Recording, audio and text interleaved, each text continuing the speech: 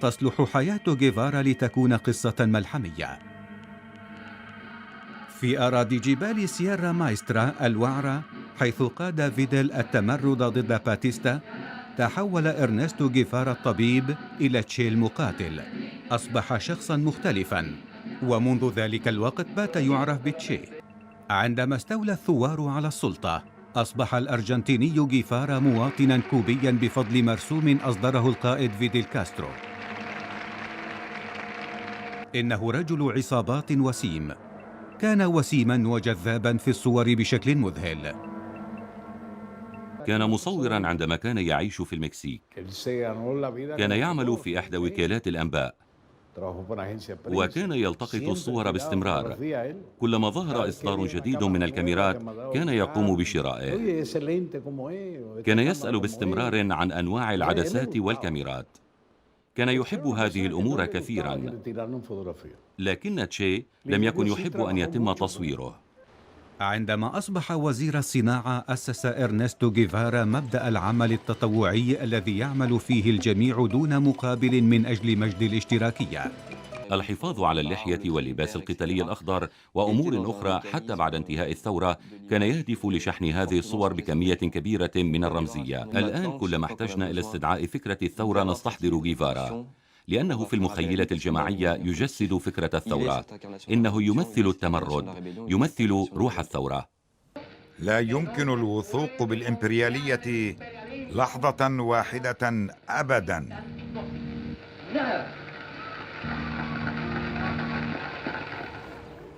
ذهب جيفارا وأخذ معه الثورة إلى بلدان أخرى.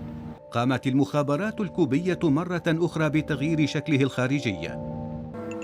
لم يستمر وجه إرنستو تشي جيفارا الفعلي لوقت طويل.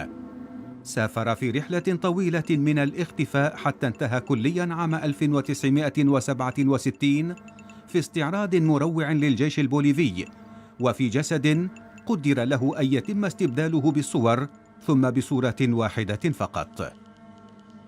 كانوا يشبهونه بالمسيح.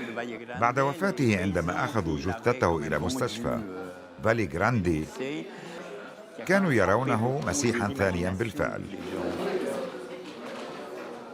كان إرنستو جيفارا فارسا يعشق الأدب، وكان يحب أن يقارن نفسه بدون كيشوت. بدأت الحملة على شكل رحلة سير استكشافية، انتهت بالهلاك عندما أجبر الكوبيون الخاسرون المعزولون والمنهكون على شرب بولهم. استطاع 3 فقط من رفاق تشي النجاة من هذه الرحلة والاختفاء في قلب الظلام، بينما تم أسر جيفارا من قبل الجيش البوليفي. أمضى ليلته الأخيرة قبل إطلاق النار عليه في 9 أكتوبر تشرين الأول عام 1967. كانوا يبحثون عنه بوابل من الرصاص، أما اليوم فيبحثون عنه بالشموع.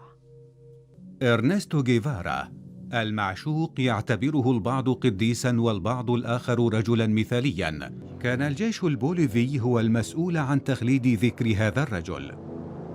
إن الرجل الذي أسروه ثم أطلقوا النار عليه لم يعد يبدو كالبطل الثائر العظيم.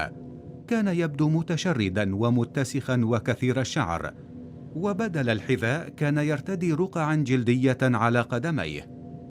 كانت الخطوة الأولى للبعث العظيم لتشي عن طريق صورة. فاللحظة التي أعلنوا فيها الانتصار كانت في الواقع لحظة الهزيمة. هؤلاء الشياطين المساكين، يبدو أنه كان هناك شيء لا مفر منه حول ما حدث. هذه آخر قطعة مفقودة من الأحجية لفهم ميزة هذه الصورة.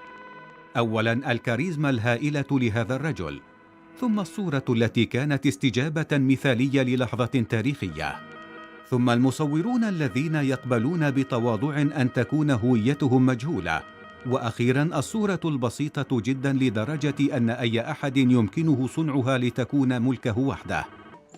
وجه العملة الشعار التجاري، وجهها الآخر أيقونة الثورة. هما وجهان مرتبطان لا يمكن لأي منهما أن يعيش دون الآخر. ربما هذه المفارقة هي السبب الذي جعل صورة تشي تستمر كل هذه الفترة الطويلة.